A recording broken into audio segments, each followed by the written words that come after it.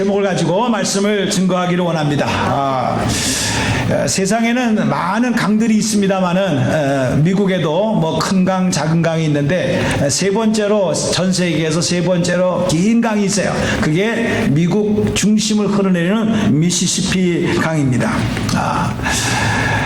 미시시피 강이 지금 뭐 그렇게 많은 사람들이 비행기가 발달되고 그리고 이제 자동차가 있었기 때문에 이용을 덜 하지만은 옛날에는 참 중요한 교통수단으로 활용되어진 강이었습니다. 그래서 이제 그 강을 따라서 여행을 하는 여행자가 여러분도 알다시피 두 수레바퀴를 증기로 굴러가면서 가니까 얼마나 느리겠어요. 그러니까 너무나 지루하지요. 그래서 이제 선장에게 물어봤습니다. 이 긴 강이 시작이 어디서부터 시작되는 것입니까? 라고 선장한테 물어보니까 선장이 하는 말이 그걸 난 모릅니다 그랬다는 거예요. 그러면 이 강이 어디에 가서 끝납니까? 하니까 그것도 모른다라고 대답을 했어요. 그러니까 이 여행자가 답답한 모습으로 표정을 지니까 선장이 어디서부터 시작되어지는지 어디에 끝나는지는 난 모르지만 제가 알고 있는 것을 말씀을 드리면은 이 긴 강에 어디가 깊은 쪽인지 어디가 얕은 쪽인지 나는 알고 있습니다. 그래서 혹시 잘못 얕은 데로 갔다가 배가 멈추지 않도록 제가 알고 있습니다. 또 한 가지, 어디서부터 이 강물이 시작됐는지 모르지만 내가 출발한 항구와 내가 도착해야 될 항구는 분명히 알고 있습니다. 이렇게 대답을 했다는 거예요. 여러분, 이 이야기가 간단한 것 같지만 우리의 인생을 통해서 생각해 볼 때 상당히 중요한 메시지를 던져주고 있습니다. 여러분, 저나 여러분이나 이 세상을 살면서 참으로 알고 싶어하는 것들이 참 많이 있습니다. 그리고 또한 이미 알고 있는 것도 많이 있습니다. 그런데 오늘 주일 아침에도 성경 공부 시간에서 말씀을 드렸습니다만은 진짜 알아야 될 것, 반드시 알아야 될 것을 모르고 사는 경우가 있다는 겁니다. 또 내가 해야 될 일, 내가 가야 할 길, 가지 말아야 될 길을 모르고 살아가는 사람들이 의외로 많다라는 것입니다. 그런 가운데에서 저는 오늘 베드로가 그 고난당하는 크리스찬들, 예수를 부인하면 살려주겠고 예수를 믿는다고 한다면 너를 죽이겠다라는 그런 협박 속에서 그들은 가족을 떠나 고향을 떠나 흩어져 살아가는 나그네들에게 위로의 편지를 주면서 이 고난 속에서 끝까지 인내하면서 믿음을 지켜라 라는 차원 속에서 베드로 사도는 편지를 쓴 거거든요. 그래서 고난이라는 말이 참 많이 나옵니다. 저는 이 고난이 실제로 이 미국 땅에서 예수를 믿음으로 말미암아 저 성경에 나오는 저런 고난이 아니라 할지라도 우리가 한 공동체 안에서 참 이런 사연 저런 사연 듣다 보니까 참 여러 가지 아픔 속에서 우리 성도들이 인내하면서 믿음을 가지고 주님을 의지하면서 정말 힘겹게 살아가는 모습들을 저는 보고 여러분도 알고 있을 것입니다. 어떤 사람은 육신의 고통으로, 어떤 사람은 경제적인 문제로, 어떤 사람은 자식으로, 어떤 사람은 또 부부관계로 참 다양한 모습 속에서 힘들어하면서 그러나 또 포기할 수 없기 때문에 인내하면서 살아가는 모습을 바라보게 될 때 분명히 세상에서 고난이 있는데 그 고난의 원인이 어디서부터 온 것인지 고민하고 생각을 해봐도 근원을 우리가 알 수가 없어요. 하나 끝났다 싶으면 또 하나가 생기는 것을 보게 될 때 한도 끝도 없는 일들이 우리의 인생 속에 넘치는 것을 우리는 생각할 수 있다는 것이죠.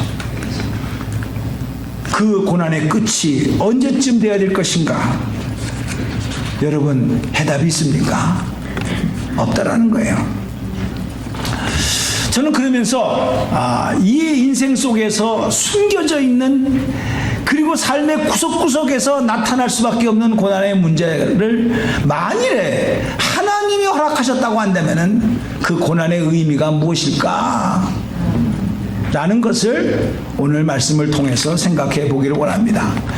그런데 이거는 성경만이 아니라 실질적으로 인간이 이 지구촌에 생기고 나서부터 끊임없는 고난의 사건들이 있었고 그 고난의 문제를 풀어보려고 수많은 믿음의 사람들, 성인들 뭐 여러 가지 책에서 이렇다 저렇다 라고 써놓은 책이 많은데 우리는 크리스찬이니까 우리가 존경하는 성 어거스틴 The City of God이라고 하는 책을 쓴 하나님의 도성이라고 하는 책을 쓴 그 책에 의해서 그분이 말한 고통의 정의를 본다고 한다면 이렇게 쓰여져 있습니다. 고통은 다 다른 것 같지만 생각해보면 근본은 같다. 누구에게나 고통이 있고 그 고통은 누구에게나 다 올 수 있는 것이지만 고통을 당하는 사람 속에서 나타나는 반응은 각자 다르다 이렇게 말씀하고 있습니다. 반응이 다르다라는 거예요. 이걸 다른 말로 표현하게 되면은 마음이 좀 준비되어 있지 않는 사람은 고통이 당할 때 하나님을 비방합니다. 원망합니다. 그리고 왜 나를 이렇게까지 힘들게 하느냐라고 하면서 불행을 한다라는 겁니다.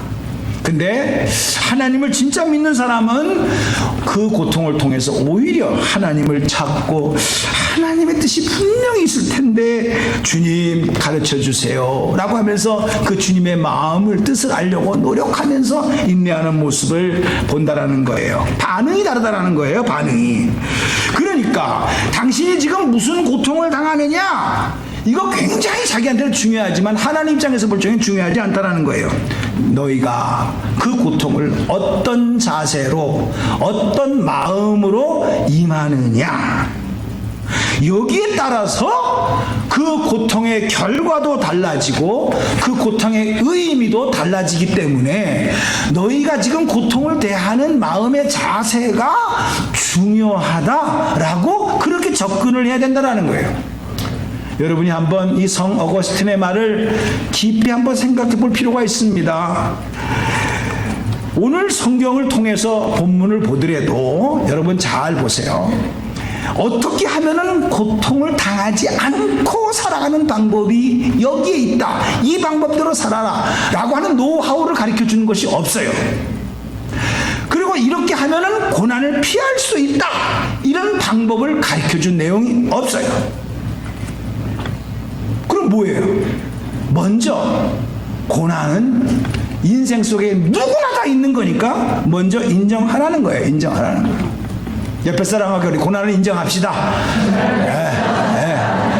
어차피 인정 안 한다고 해서도 있는 거니까 인정하라는 거예요. 오직했으면 복음성가에서도 왜 나만 당한 고난이라고 슬퍼하지 마세요. 뭐 자기만 당해. 자기만 당하기는 다 당하는 거지. 근데 당하면은 진짜 자기만 당하는 것 같고 자기만큼 슬픈 게 없고 답답한 게 없는 게 그게 고난이라는 거예요. 성경은 세 가지로 말씀하고 있습니다. 이 세상에 살아가면서 첫 번째가 애매하게 당하는 고난이 있다. 억울하게 당하는 고난이 있다. 두 번째로는 실제로 죄가 있어서 고난을 당하는 게 있다. 인과응보로. 세 번째로는 중요한 건데 내 죄도 아니고 너 죄도 아니고 하나님의 의를 이루기 위해서 스스로 누가 시켜서가 아니라 내가 택한 고난이 있다. 이 세 가지를 설명해 주고 있는 내용입니다. 저는 이 세 가지를 오늘 좀 풀어서 좀 나누고자 합니다. 그러면서 먼저 여러분들이 지금 당하는 고난이라고 한다면 어떤 고난입니까? 한번 생각을 해보세요. 억울하게 난 잘했어요.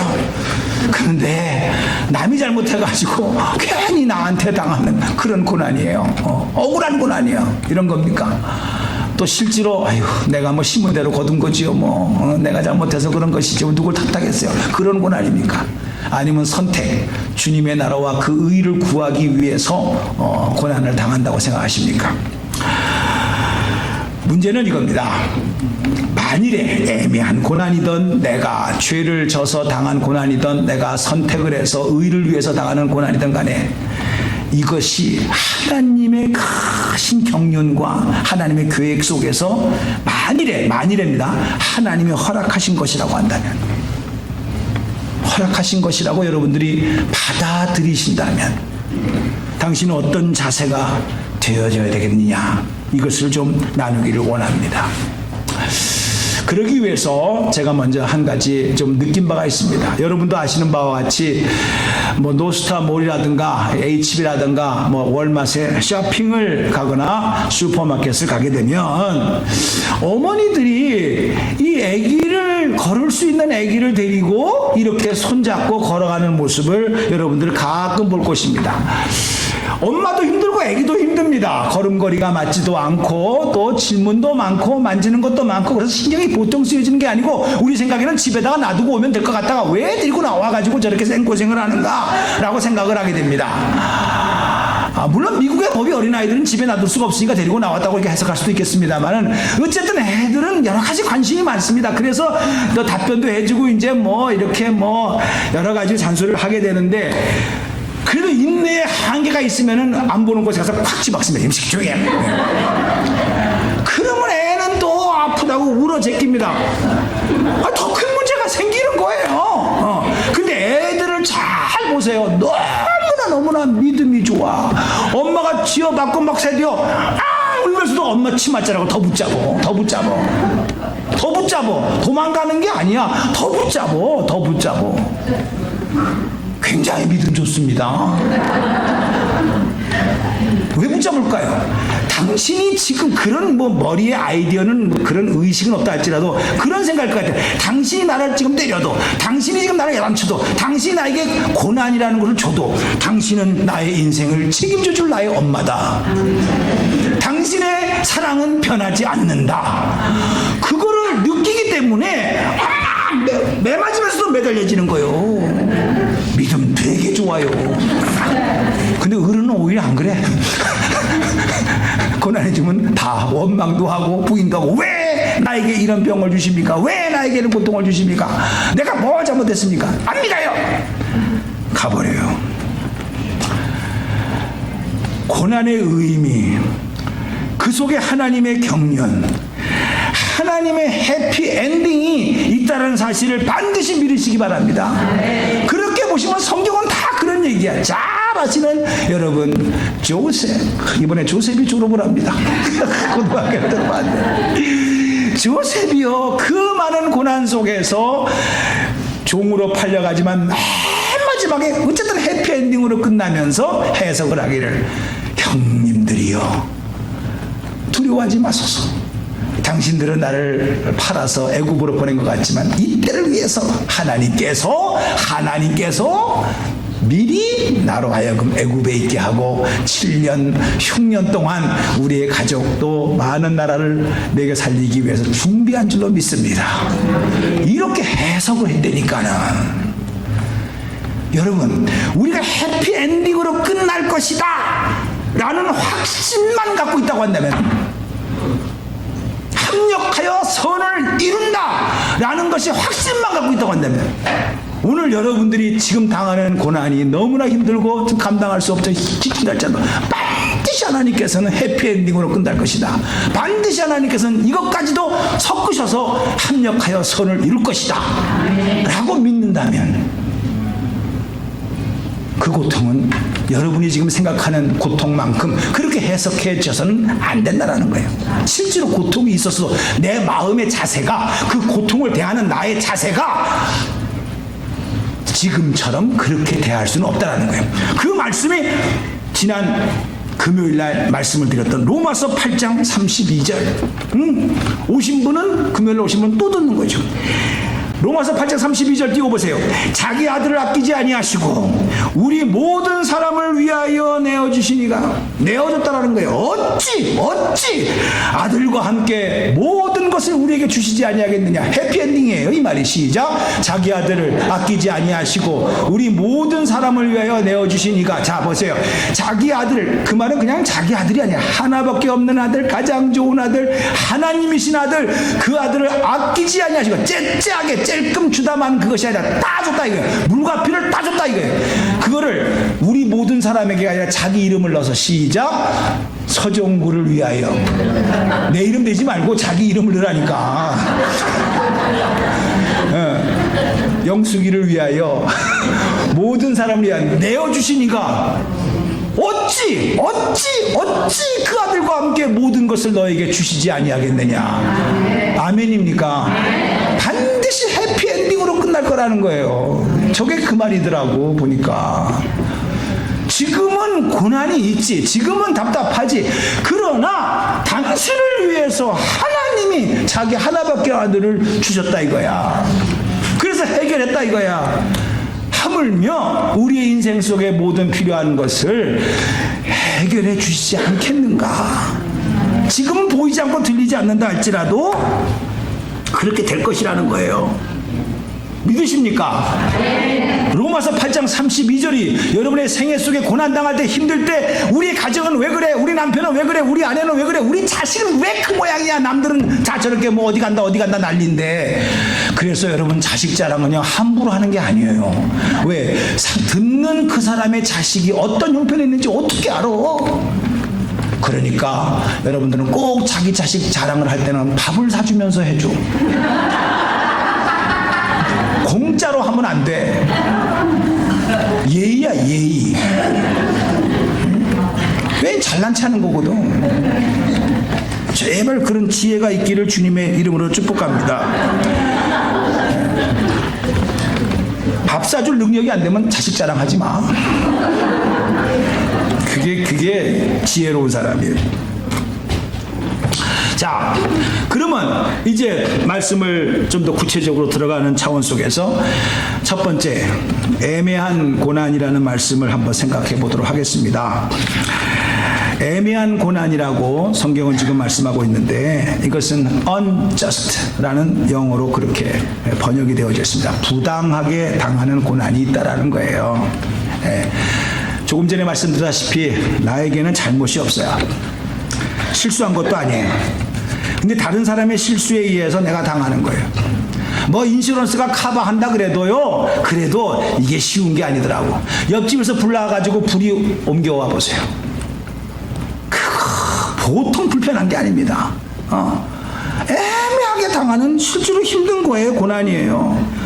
내가 뭐 잘못했어요. 옆집에서 실수해가지고 불난 그 불길이 우리 집에 다 옮겨왔다 이거예요. 산불이 났어요. 온 집안을 오스트레일리아에서 그냥 완전히 그냥 엄청난, 카나다에서 엄청난 산불이 나가지고 수많은 사람들이 몇만 가구가 다 타버렸어요. 누구 잘못입니까? 내 잘못 아니에요. 그렇게 됐다라는 거예요. 요즘 사회는 다 연결되어져 있습니다. 뭐 하나 잘못됐다 해서 그거 하나 잘못되는 것이 아니에요. 연쇄 반응이 있어요. 파장이 일어나요. 그래서 저석이 안 되면 나에게도 영향을 주는 그런 사업에 경제적인 어려움이 있습니다. 나는 괜찮습니다. 옆에 사람이 독감에 걸려가지고 얘기하다가 옮겨버렸네. 홈팍 고생합니다. 독감 우습게 보지 마세요. 이런 생각입니다. 그러면 이럴 때 어떻게 이 문제를 해결하느냐라는 하나님의 말씀은 2장 19절에 부당하게 고난을 받아도, 이게 애매한 고난이거든요. 19절에 하나님을 생각함으로 슬픔을 참으면 이는 아름답다, 그렇게 말씀하고 있어요. 하나님을 생각함으로 슬픔을 참으면 이는 아름답다. 이 아름답다라는 말이 한국말로는 그냥 아름답다 이렇게 생각할지 모르지만은 원어에 보게 되면 카리스, 이것이 은혜로운 일이다 라는 말씀이에요. 은혜롭다. 여러분이 이 은혜롭다라는 말을 잘못 해석하는 경우가 있습니다. 아이고 집사님 권사님 뭐 그렇게 따져, 그냥 은혜롭게 넘어가, 그냥 적당히. 그러니까 마땅히 하라는 말을 은혜롭게 하자. 이렇게 대부분 사용할 수도 있다라는 거예요. 근데 이게 아주 잘못된 것이죠. 여러분, 하나님께서 여러분에게 은혜를 주실 때가 있어요. 찬송을 부를 때 다 은혜가 오는 게 아니고, 말씀을 들을 때 다 은혜가 오는 게 아니고, 목장 모임에서 갈 때마다 다 은혜가 오는 게 아니고, 교회 올 때마다 다 은혜가 오는 게 아니에요. 그런데 그날따라 은혜가 돼요. 왜 은혜를 주실까? 왜 은혜를 주실까요? 은혜는 주시는 거거든요. 선물이에요. 그걸 은혜라고 그래요. 내가 만들어내는 게 아니에요. 위에서부터 내려오는데 문제는 왜 주시냐는 거예요. 왜? 사도 바울이 디모데에게 하신 말씀이 있어요. 사랑하는 아들 디모데야. 디모데후서 2장 1절에 나오는 것입니다. 네가 그리스도 예수 안에서 은혜 가운데에서 강해져라. 은혜 가운데에서 강해져라. 오히려 이 말이 믿음을 가지고 강해져라 이렇게 말하면 쉬울 텐데, 은혜 가운데에서 강해져라 이렇게 표현을 합니다. 그러면 금방 여러분들은 감을 잡으셔야 돼. 왜 하나님께서 나에게 은혜를 지금 주실까라는 말은, 다른 말로 말하면 믿음을 자라게 하시려고 은혜를 주시는 거예요. 자, 다시 한번 여러분들에게 알기 쉽게 설명하겠습니다. 부부가 사랑을 해서 드디어 10개월 동안 임신을 하고, 그때가 참에 이제 아기를 낳습니다. 아기 그 핏덩어리입니다. 아무것도 스스로 할 수 없는 그 아기를 목욕시켜주고, 정말 키우는 거 보니까 진짜 안쓰러울 정도로 부모가 이렇게 만지면 터질까 저렇게 만지면 상할까, 그 핏덩어리를 첫 번째 난 엄마는요 어떻게 할 줄을 모르더라고지만 그러면서 뭐 그냥 조심스럽게 전적인 하나님 그 부모의 사랑으로 그 자녀를 갖다가 돌보는 것을 봐요. 그 은혜는 그냥 답없이 계속해서 돌보는 거예요. 그가 스스로 할 수 있을 때까지 은혜를 주시는 거야. 부모 입장에서 볼 적에는 그 아기에게 계속해서. 여러분, 어느 부모가 태어나자마자 왜 이놈의 자식아 못 일어나냐, 왜 이놈의 자식아 안 뛰냐, 왜 집안 안 치우냐 이렇게 말할 부모가 없어. 그렇게 요구하는 부모가 좀 잘못된 거지. 똑같아요. 여러분이 영적으로 태어났으면 나이와 상관없이 하나님 입장에서 볼 적엔 아주 갓 태어난 하고 태어난 영적인 베이비야. 그래서 하나님의 전적으로 은혜를 주시는 거야. 자라나라고. 뭐가? 믿음이 자라나라고. 믿음이 자라나라고. 그렇게 주시는 줄로 믿으시기 바랍니다. 믿음만 자라면 애가 커서 걷기도 하고 뛰기도 하게 되면 그때부터 자기가 옷을 입습니다. 자기가 방 청소도 합니다. 자기가 할 것을 하고 자기 구실을 합니다. 걷구나. 그런 거예요. 그러면 하나님은 그런 것이더라고 보니까. 은혜만 주시는 것이 아니에요. 어느 날 하나님께서 하늘문이 딱 닫히면서 은혜가 안 올 때가 있어요. 하나님, 교회가 왜 이렇게 힘들어? 왜 이렇게 봉사하기가 왜 이렇게 힘들어? 찬송을 불러도 감동이 없고 교회 가도 감동이 없고 밋밋해. 왜 그럴까요? 간단해요. 하나님께서 그동안에 은혜를 주시면서 뭘 키웠다고요? 시작? 믿음을 키워서. 그러면 하나님은 반드시 중간 점검이 있습니다. 그동안 내가 너에게 전적인 공짜로 은혜를 줬는데, 그래서 믿음을 키웠는데 너의 믿음이 잘 자라고 있는가를 어떻게 안다고요? 시작. 은혜의 하늘문을 닫히고 나서 네가 가지고 있는 지금까지 훈련된 믿음을 가지고 한번 사용해 보라는 그 기간이에요. 그게. 난 이런 비밀이 있는 줄을 책을 보다가 깨달았는데, 어떤 사람이 호수의 비유를 하더라고. 호수가 얼마나 깊은지 홍수 때는 모른대, 장마 때는 모른대. 그런데 하늘문이 딱 닫히면서 가뭄이 3개월이 시작됐네, 가뭄이 6개월이 시작됐네, 바짝바짝 마르기 시작합니다. 저수지에 있는 물이. 그러면서 이 저수지의 깊이가 낮은 호수는요 금방 말라버리면서 허연 바닥을 드러냅니다. 그런데 3개월이 하늘문이 닫히면서 비가 안 왔는데도 여전히 물이 고여져 있네. 마르긴 말랐어도 호수의 깊이가 있으니까 6개월이 지나도 여전히 물이 고여져 있네. 와, 이렇게 호수가 깊었구나. 언제 알아본다고요? 시작? 가뭄 때 알아봐. 여러분, 은혜가 넘치고 찬양을 부를 때 기쁠 때는요 진짜 봉사를 해도 힘도 안 들고요, 헌금을 할 때도 아까운 생각이 없고요, 교회 올 때 왜 이렇게 즐거운지 그게 진짜 믿음이 아닙니다. 그건 은혜를 주셨기 때문에 여러분들이 은혜의 힘으로 하는 거예요. 진짜 여러분의 믿음은 하늘문이 닫히고 은혜가 안 올 때예요. 그때 내가 그동안에 받았던 믿음을 가지고 한번 테스트 해볼 때라는 거야. 근데 많은 사람들이 어떻게 한 줄 아세요? 우리 교회도 그래. 왜 교회가 안 옵니까? 아유, 제 은혜가 안 돼서요. 오히려 믿음을 그동안에 쌓였던 것을 시험할 때고 테스트할 때인데 은혜가 없다고 안 온다라는 거예요. 은혜가 없다고 힘들다라는 거예요. 세상에 그런 은혜가 어디 있어요? 그동안에 여러분들이 그냥 잘 자라라고 아들, 딸 진짜 그렇게까지 귀하게 키우고 다 지고가면서 하는 이유는 뭐요? 자라라고 주는 거요. 그럴 때는 귀여워, 이뻐. 근데 나이가 25살이 됐어. 근데 나가지도 않고 여전히 방에 들어가지고 졌죠 이러고 있어봐.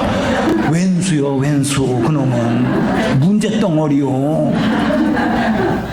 자라라고 키운 건데 25이었는데 여전히 언니 뼈줘 마음이 이러고 있어봐.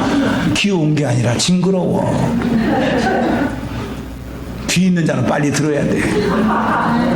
갓 예수를 믿고 갓 신앙생활 하는 사람들은 하나님께서 하늘문을 여시고 은혜를 진짜 물 붓듯이 부어주십니다. 빨리 자라라고. 믿음이 빨리 자라라고. 나는 왜 20년 생활을 하고 교회했는데 밋밋합니까? 밋밋한 게 아니에요. 그동안에 20년 쌓아온 믿음을 사용할 때라고. 그거를 그렇게 해석을 해야지. 믿음 없다고 더 안 나오네, 은혜 없다고 더 안 나오네. 그거는 아주 그냥 어떻게 돼? 하나님의 뜻을 완전히 오해한 거고 성경의 말씀을 제대로 이해하지 못하는 거예요. 하나님을 생각함으로 참으면 은혜롭다 그랬어요. 자, 우리는 여기 생각해야 됩니다. 내가 이 말씀 듣고 제가 많이 적용을 했습니다. 목회를 하다 보니까 누가 나를 괴롭히는가? 나간 사람들이 쓸데없는 얘기를 막 만들어서 해요. 누가 나에게 돌을 던지는가? 누가 이런 말을 했는가? 누가 그런 말을 했어? 우리는 대화하다가 누가 그런 말을 했어? 말해봐. 꼭 그렇게 물어봅니다. 따라서 합시다. 묻지도 말고 따지지도 말자. 그러나 용각 사는 소리가 없어요. 여러분이요, 묻지도 말고 따지도 마. 하나님을 생각함으로 참으면 그것이 은혜로우니라. 하나님을 생각해야 돼.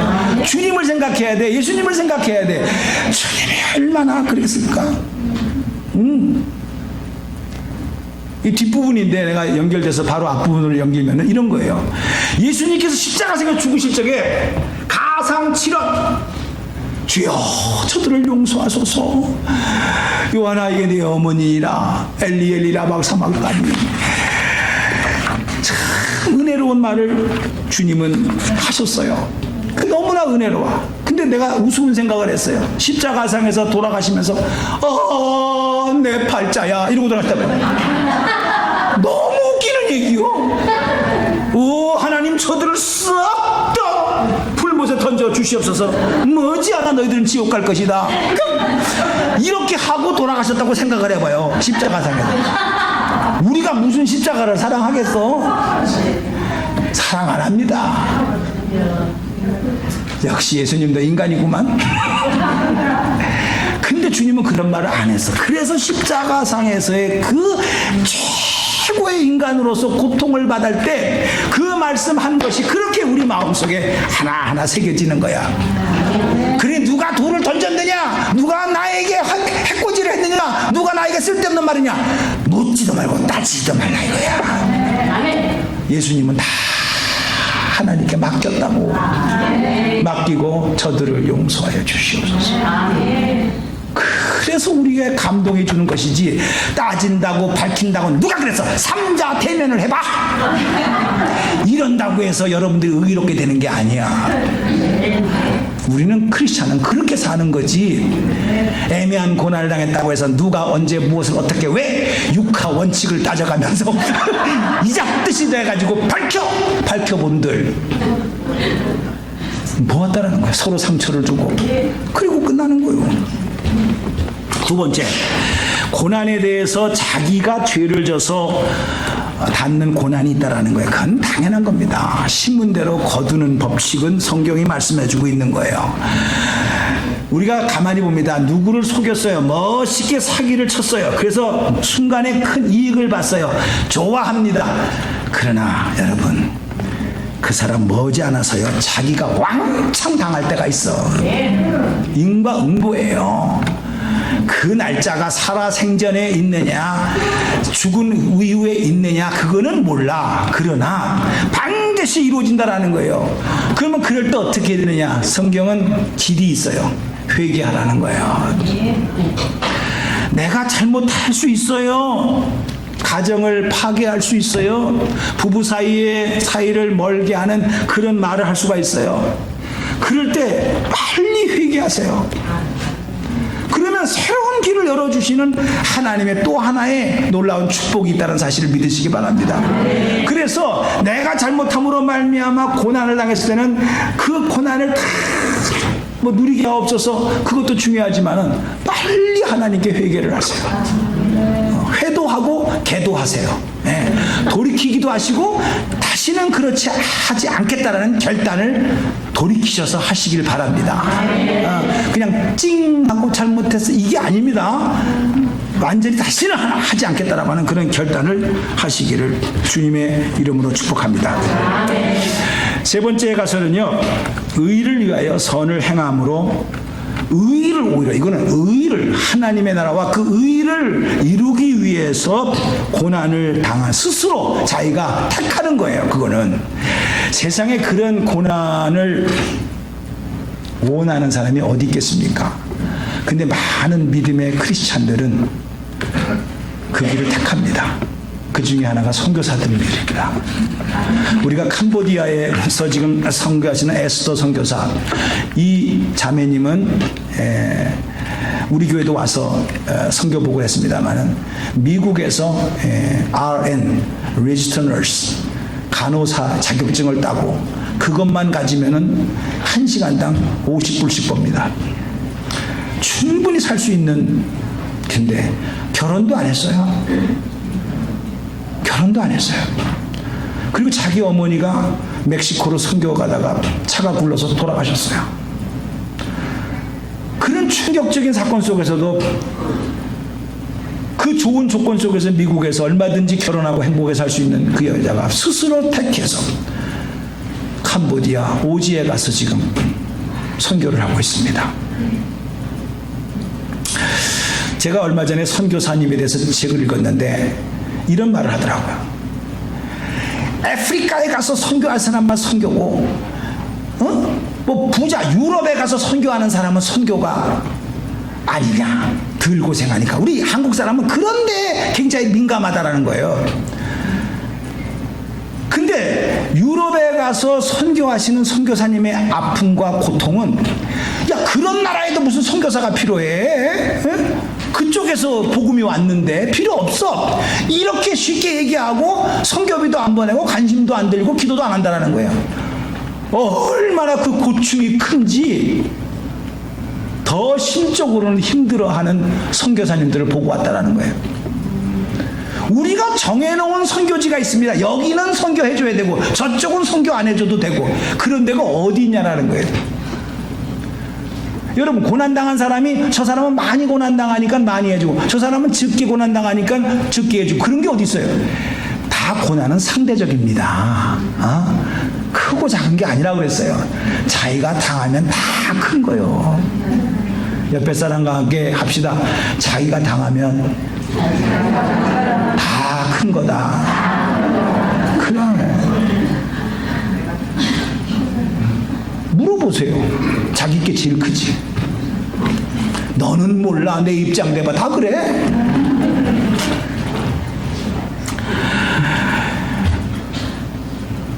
영상 하나 제가 우리 제임스 집사님한테 너무 감사해요. 부탁했어요.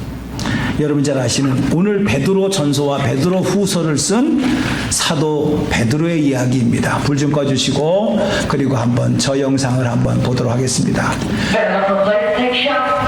저거는요 지금 로마에 잠깐 저 스탑해 주시고 아시다시피 네로가 로마의 시를 불태웠어요. 뭐 불로서 멸망한다고 너희들이 성경에 쓰여져 있으니까 크리스천들이 우리 로마의 전체 도시를 불살랐다. 그리고서는 자기가 불지러 놓고 나서 그리스도인들에게 다 뒤집어 씌우고 그 로마의 시민들의 여론을 일으켜가지고 콜로시움에서 그죠? 사자에 막 죽이고 엄청난 핍박이 이루어졌을 때 베드로와 그 제자들이 선생님 잠깐 자리를 피해서 가십시오. 저게 지금 로마에서 지금 도망가는 길입니다. 시작. 가는 길입니다. You better let the place take shelter. You don't think so? What troubles you? You've hardly said anything all morning. Oh, I'm sorry, Lieutenant. Are you very tired? Oh, my mind is as heavy as my body. There is something wrong. With our people, perhaps. I do not know. It is at such times I need our Lord's counsel. There is within me a decision that I cannot find. If only He would speak to me.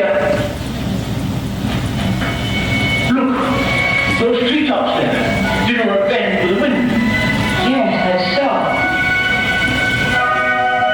And that sudden brightness coming. Do you see it, Miss Evans?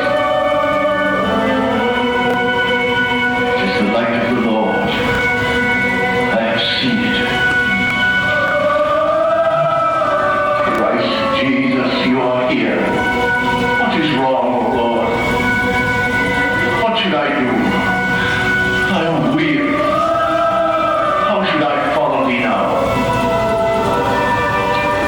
Oh, God is dying. Whither goest thou, Lord? My people in Rome have need of thee. How did you say this, Elias? My people in Rome have need of thee. If thou desert my people, I shall go to Rome to be crucified a second time. 다시 로마로 돌아갑니다. 여러분 돌아간다는 말이 무슨 뜻일까요? 그 고난을 스스로 선택하겠다라는 거예요. 나중에 아시죠? 이렇게 주님은 나를 위해서 십자가상에 돌아가셨는데 나는 주님과 같이 똑같이 돌아갈 수가 없다. 그래서 거꾸로 매달아서 나는 죽겠다. 이렇게 한 겁니다. 여러분 십자가다라는 것은 여러분 맞지 못해서 지는 것은 어떻게 보면은 정확하게 말하면 십자가가 아닙니다. 한탄하면서 저주하면서 질 수밖에 없기 때문에 지는 것은 그것은 십자가가 아닙니다. 힘들지만 자원해서 주님이 가시는 길이기 때문에 나도 간다. 선택입니다. 선택이에요. 그래서 오늘 성경은요 22절에 이렇게 말합니다. 주님이 십자가를 지셨는데 그 십자가를 지신 게 그는 죄를 범하지 아니했다. 그 입에는 거짓도 없다. 그리고 욕을 당했지만 맞대어 욕하지도 않았다. 고난을 당했지만 그 고난을 준 사람에게 위협하지도 아니했다. 그리고 오직 공의로 심판하시는 하나님께 부탁했다. 이게 십자가다 이거예요. 우리는 조금만 뭐 어려우면 내가 이거 십자가 지는 것이지 뭐 이렇게 하는데 아니에요. 정확한 십자가는 하나님의 나라와 그 의, 주님의 마음 그것을 가지고 내가 선택하는 거예요. 그 결과가 어떻게 됐든 간에 상관없어요.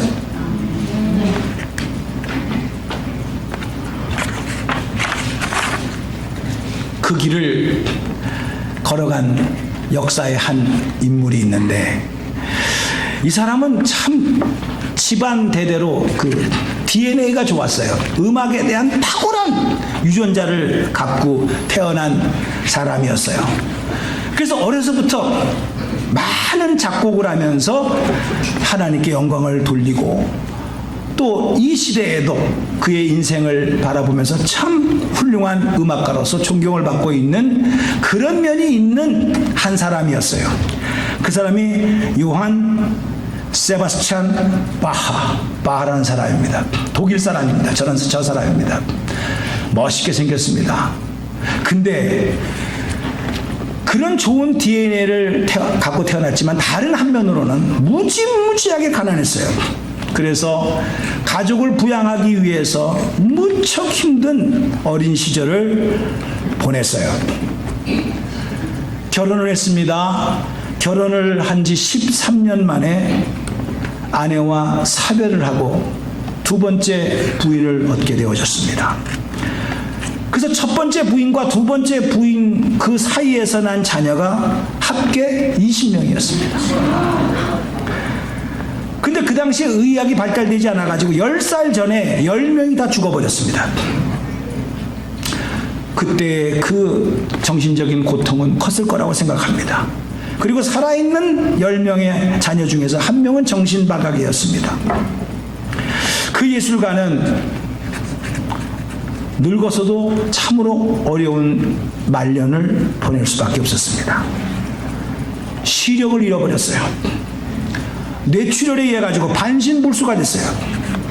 야, 하나님을 경외하고 그렇게 하나님을 위하여 모든 작곡에는요 첫 번째에다가는 예수님의 이름으로 라고 하는 자기 사인을 넣고 맨 작품이 끝날 때마다 오직 하나님께 영광이라고 하는 글을 써서 모든 것을 하나님께 올렸던 그 사람이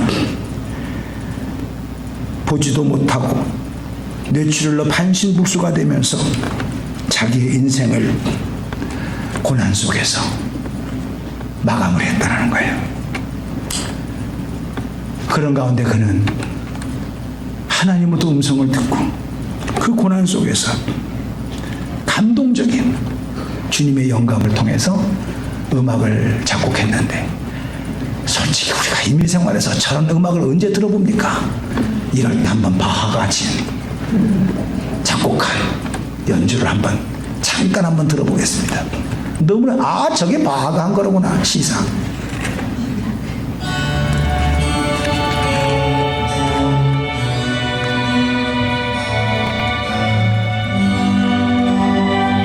지선상의 아리아예요. 이게 이 곡을 바하가 쓴 거예요. 그렇게 여러분이 들었던 지선상의 아리아.